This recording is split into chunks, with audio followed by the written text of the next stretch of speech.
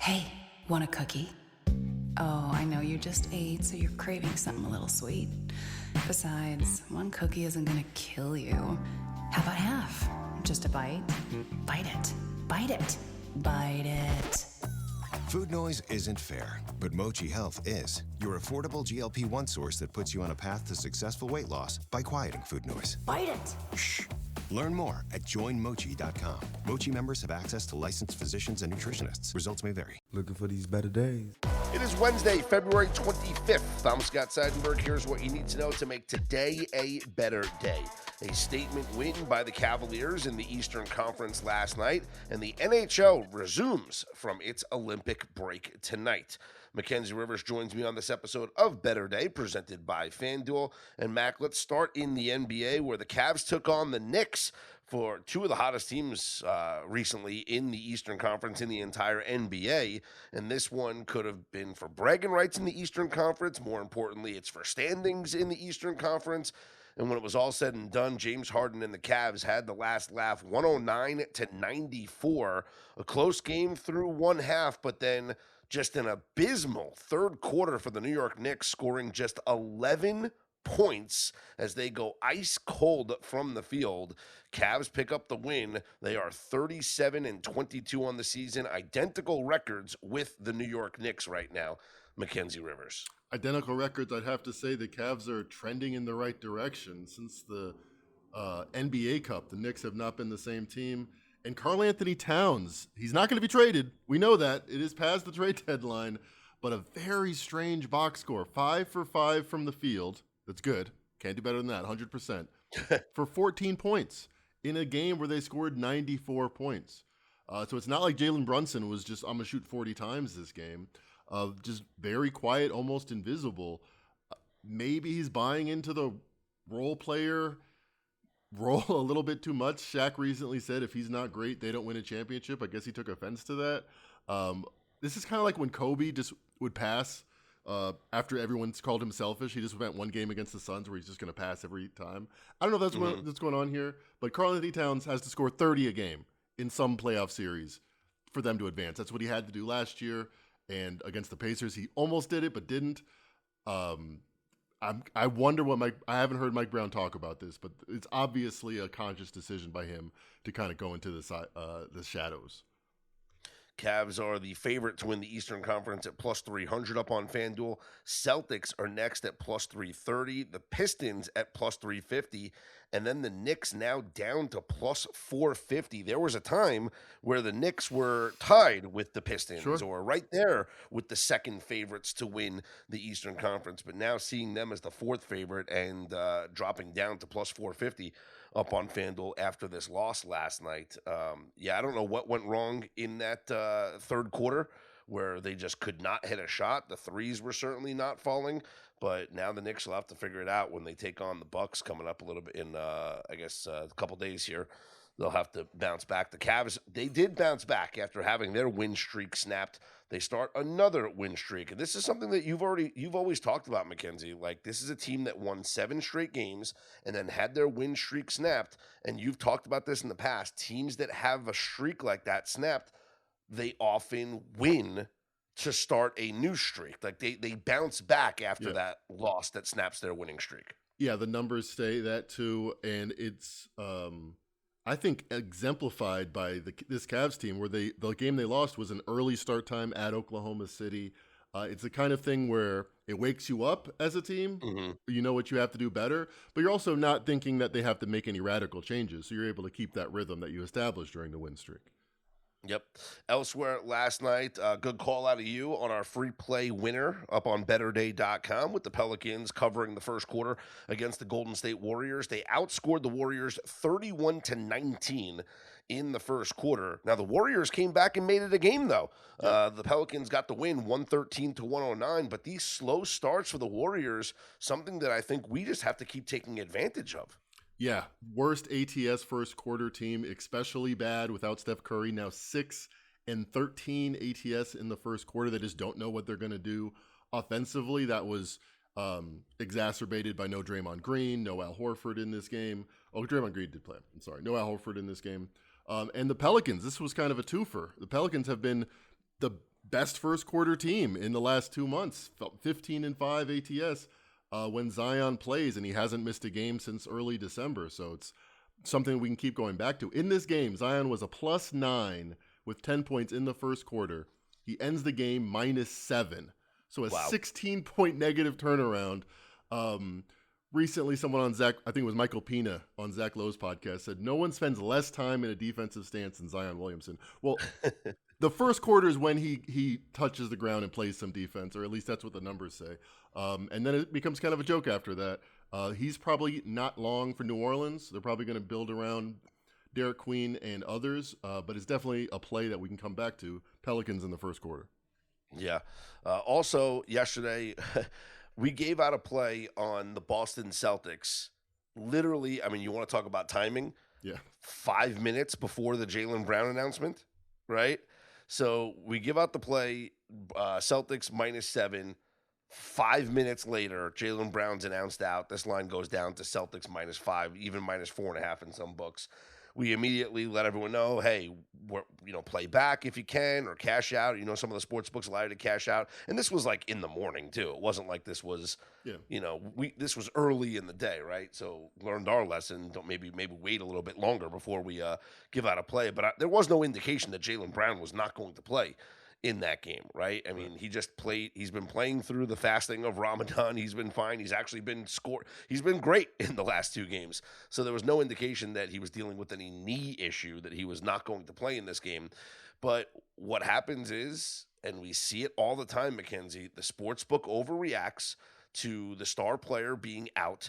The line adjusts to the point where, people might say, hey, there might have been value on the Celtics at 4.5. Whatever it was, it didn't matter against this Suns team. Celtics go out and win in Phoenix 97-81 without Jaylen Brown. And it was surprising, so it's a good data point that we can come back to. Jaylen Brown being out unexpectedly moved the line 2.5 points. Had him worth 1.5 last year. I think 2.5, considering his rise, is good. Maybe even a little lighter than expected. But the Celtics are not a one-man show, not Jason Tatum, not Jaylen Brown. Give the coach a lot of credit. But this was largely a fate of the Suns. And in hindsight, I wish I would have just said, I like this Celtics even more with the lower line. But the Suns, without Derrick Brooks, with their kind of quirky strategy to start the year being figured out by most teams at this point, I continue to think they're going to be a fade candidate going forward. Yeah. And by the way, the Suns had a 26-21 lead after the first quarter. So after the first quarter, we're sitting here going, good thing we bought back, right. And then the Celtics just went on. And much like the Knicks, the Suns only scored 11 points in the third quarter. So the Celtics dominating the third quarter 30-11 last night over the Suns. A couple other NBA nuggets from last night. Did you see the Pacers? They lost to the Sixers. That's not the story, Mackenzie. Mm-hmm. The story is Rick Carlisle saying that the NBA never talked to the Pacers. The NBA never talked to the Pacers team doctors, and the NBA never talked to the players before fining them $100,000 for violating the player participation policy. So, yes, we know they're tanking, okay? We know tanking is a thing in the NBA, but now, like Rick Carlisle defending his team saying, well, the league's handing out $100,000 fines, like, why didn't they just talk to our doctors who could have said, hey, listen, this guy wasn't feeling well tonight, or talk to a player and he could say, yeah, I was cramping before the game or whatever. The NBA just blindly handing out fines?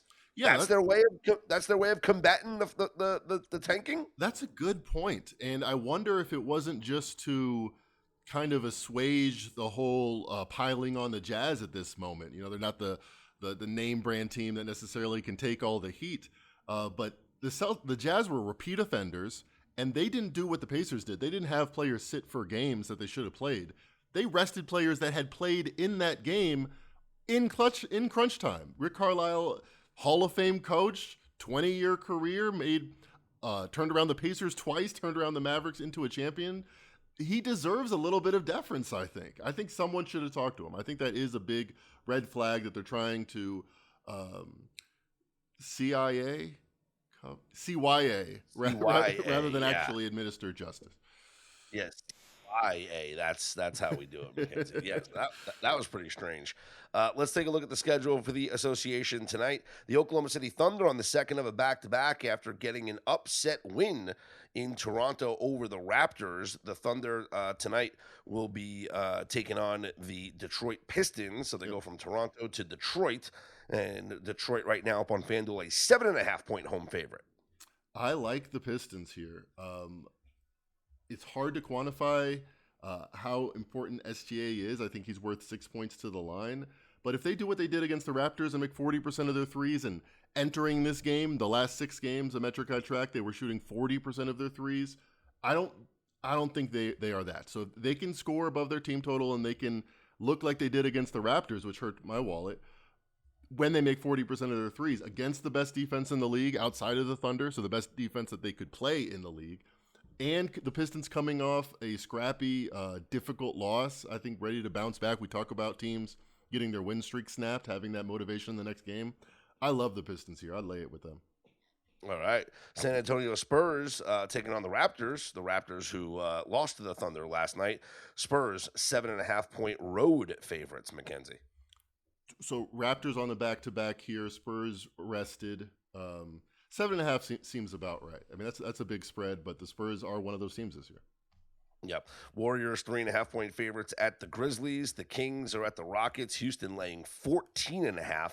Cavs coming off that win against the Knicks now go to Milwaukee to take on the Bucks, and Cleveland laying 8.5. Is this a spot where you might want to fade the Cavs after that win over the Knicks, or is this team just playing too good of basketball right now?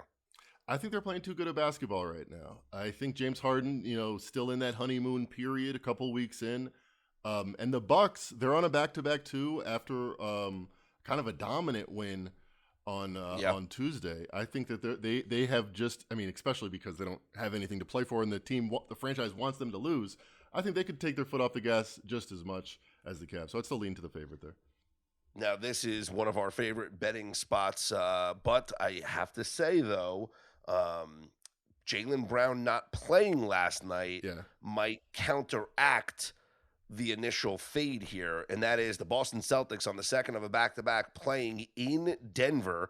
Nuggets on FanDuel right now are 4-point favorites. Now, when I say the spot, this is the spot. Like, we always want to fade teams on the second of a back-to-back in Denver, but with Jaylen Brown not playing yesterday, does that now give us hesitation because he's fresh for this game tonight? Yeah, I think when you think about the main guy that you throw the ball to, him being fully rested is probably about 50% of the team. It seems like a lot, but that is their main option in the most difficult possessions of the game, in the first quarter and down the stretch in the fourth quarter. So I think the lack of adjustment makes sense here. I kind of like the over, I think, because the Nuggets, number one offense in the NBA. I feel like they can kind of press the Celtics on the second night of a back-to-back. They have no big man to throw at him. Vucevic isn't that guy. But at the same time, the Celtics have played really good basketball. I don't think their offense is necessarily going to be flustered. So I like both offenses here. Since the start of the 2021 season, teams playing the second of a back-to-back in Denver against the Nuggets, 8-20 straight up, 12-15-1 against the spread. The games are 15-13 to the over. All right, 15-13 to the over. We like it. Yeah. You want to isolate it just to the last 2 seasons? Yeah. 4-12 straight up, 7-8-1 against the spread, 9-7 to the over. All right, so the 2 games of over the 50-50 mark, both in the last 2 years. Must make it 3 in a row. All right. We like it. College basketball yesterday. What a dominating win for the Duke Blue Devils over Notre Dame. A 100-56 win for the new number 1 team in the nation. Cameron Boozer scored 24 points, 13 boards, and 3 steals. Now, BYU had a horrific performance last night, Mackenzie, against Central Florida. Prior to that game, though, and you and I have talked about this, the odds for the NBA draft had fluctuated, where A.J. DeBanza actually overtook Darren Peterson as the number 1 overall pick. But with a subpar performance last night, and it wasn't really that subpar, but, a loss last night, it's kind of like, what have you done for me lately? Sure. Obviously, the book is reactionary, not predictive, but Darren Peterson back to being a minus 135 favorite up on FanDuel to be the number one overall pick. AJ Debinsa plus 135. Cameron Boozer, you're asking about that performance. Right. He is still plus 750. So to be he the number ticks one overall. down. I think he was 9-1 last time we talked about this. I still think somebody is seeing some kind of flaws. We've discussed Darren Peterson's flaws as far as competitiveness. This is all speculation, but that's what people are talking about. AJ Debinsa, I think, there's something different from the way that he was viewed at the beginning of the season. I think Cameron Boozer at plus 750 is a dark horse candidate. All right. That was the only upset. No, there was another upset in the top 25. Dayton, the 77-62 win over St. Louis. So 2 upsets yesterday in the another upset was Missouri beating number 22 Tennessee. So 3 upsets in the top 25. Number 2 Arizona almost was upset at Baylor, but they came from behind to win 87-80. And number 21 Miami of Ohio improves to 28-0 on the season. The quest to finish undefeated continues as they defeated Eastern Michigan. So the schedule rolls on here. And in the Big East tonight, Mackenzie, we have a massive game. This will be nationally televised on NBC/Peacock.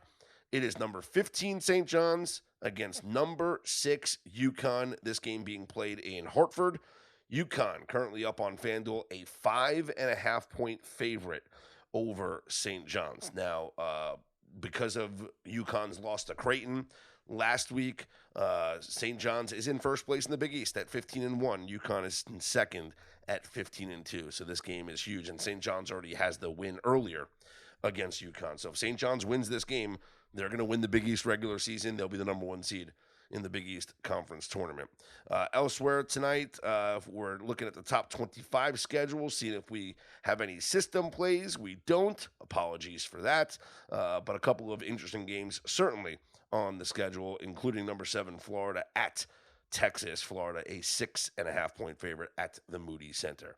All right, the NHL returns from its Olympic break tonight.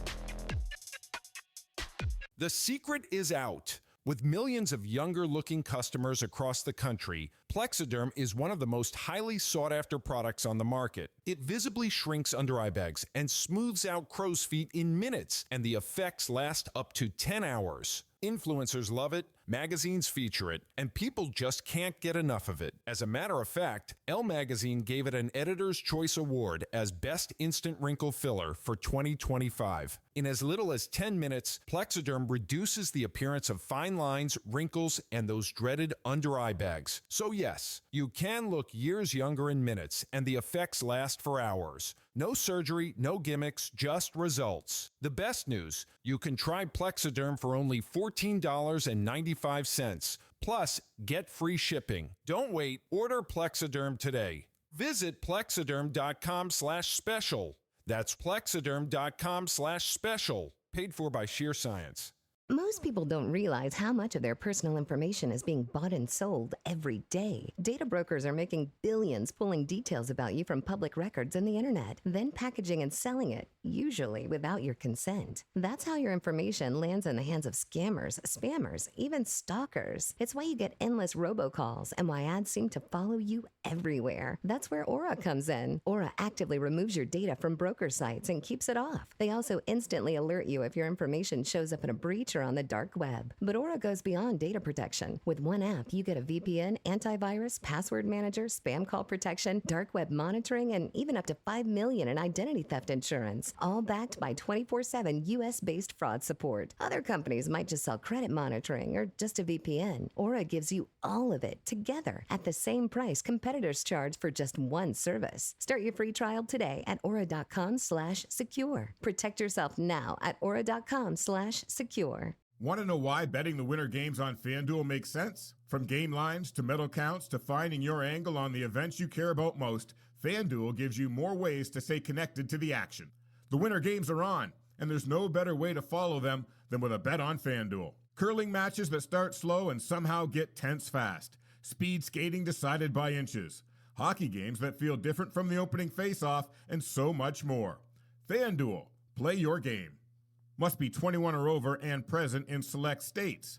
For Kansas, in affiliation with Kansas Star Casino, or 18 and over and present in D.C., Kentucky, or Wyoming. Gambling problem? Call 1-800-GAMBLER or visit FanDuel.com/RG. Call 1-888-789-7777 or visit ccpg.org/chat in Connecticut, or visit mdgamblinghelp.org in Maryland. Hope is here. Visit gamblinghelplinema.org or call 800-327-5050 for 24/7 support in Massachusetts, or call 1-877-8-HOPE-NY or text HOPE-NY in New York.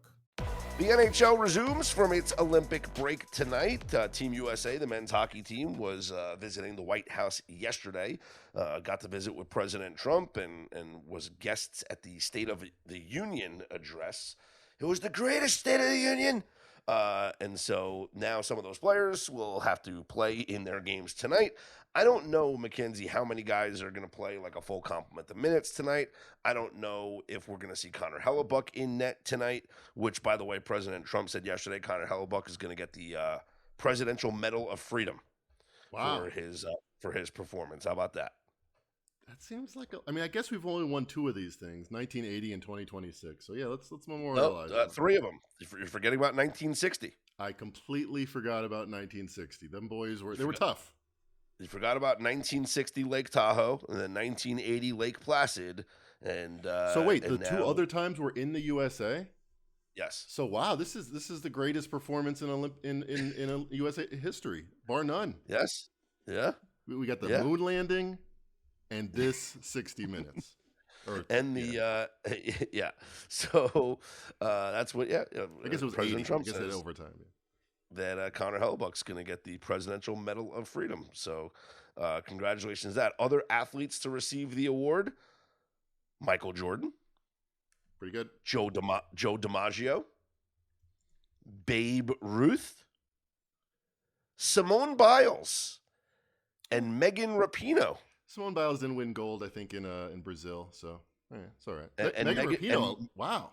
Yeah. She wasn't even the best player on her own back line. Yeah, but she had that big header, remember? Yeah, exactly. Yeah, she had the hair. I think she was a star.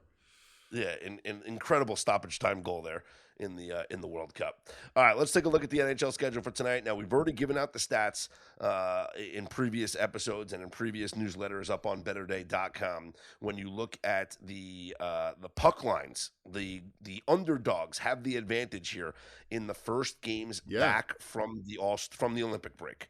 Now, most of these are significantly juiced. So we're going to have to pick our spots here. I'm not saying just blindly bet every plus 1.5 and lay minus 280.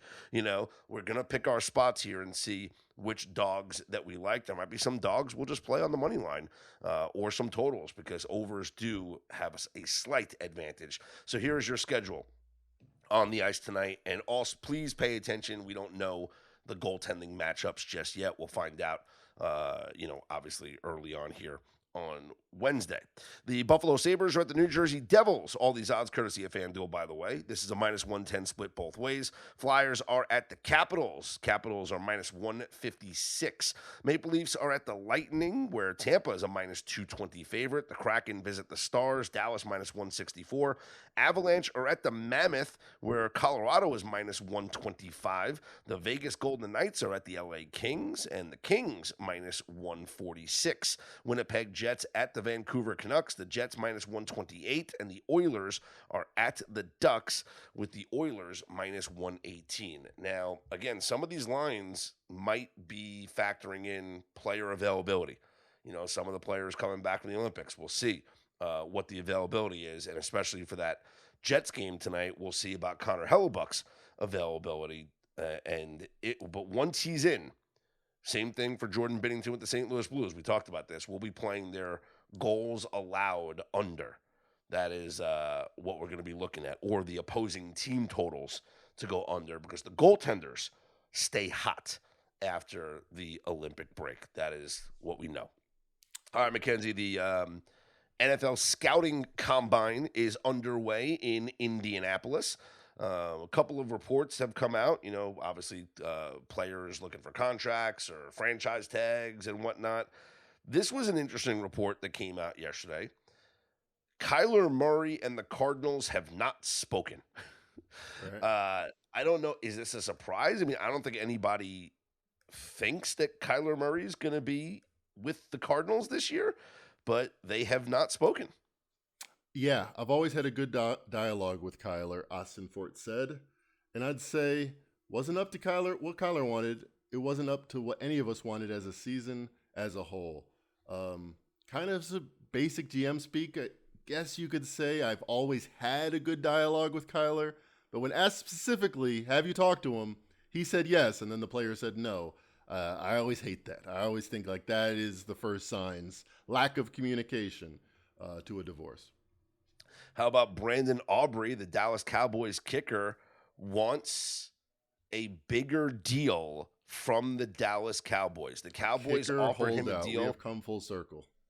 Yeah, the Dallas Cowboys offered him a deal that would make him the highest paid kicker in the NFL, but he wants to get paid more.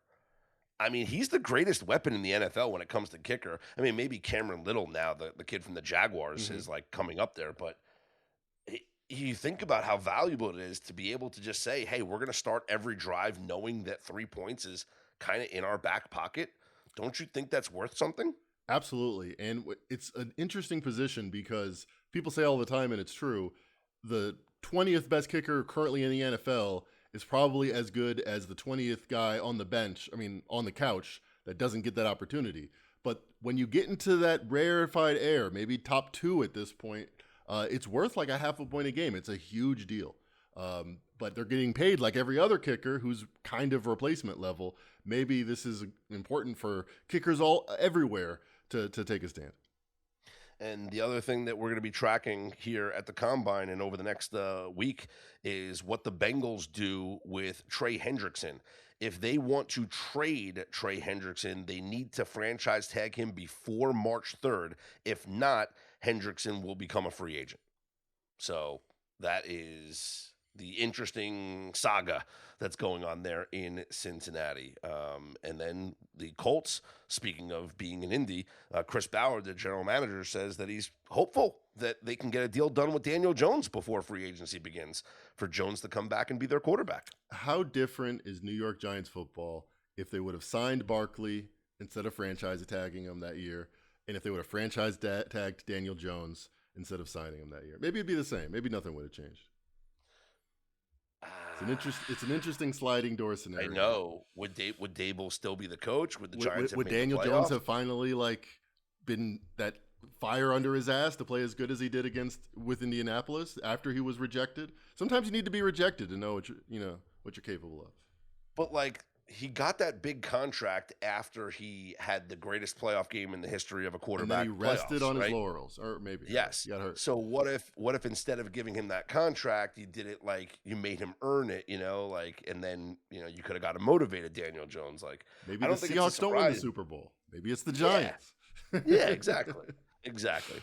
A reminder, continuing to give out free plays up on betterday.com. Mackenzie Rivers with another free day cash yesterday. So make sure you head to the website and look at the free play on the homepage. You can follow us on social media. Mackenzie tweets out the free play when it's posted. So you guys can follow us there on Twitter at better_day. Baseball content is coming to the website. We're working on some things there, especially to get ready for the World Baseball Classic coming up March 6th. So you want to keep it locked in to everything that we have going on up on betterday.com. And still fine-tuning that signal bot because, boy, Mackenzie, yesterday it almost gave us something really revolutionary. Did it know? And awesome. Did it figure it out before the news reports? I think it might have. It might have. It sensed something. Or here's what I'm thinking. So a non-US based sports book had the news first. Or their bettors did. Or their bettors The betting did. handle reflected it, yeah. Exactly. All right. Well, we'll fulfill you in once we get closer to launch, but that is going to be something awesome exclusively for Better Day Premium members. Learn how you can elevate your betting game by clicking on the link on our homepage at betterday.com. For Mackenzie Rivers, I'm Scott Seidenberg. Here's hoping you make today and every day a better day.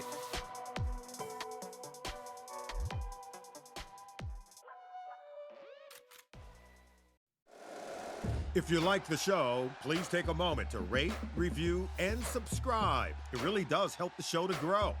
Thank you for listening.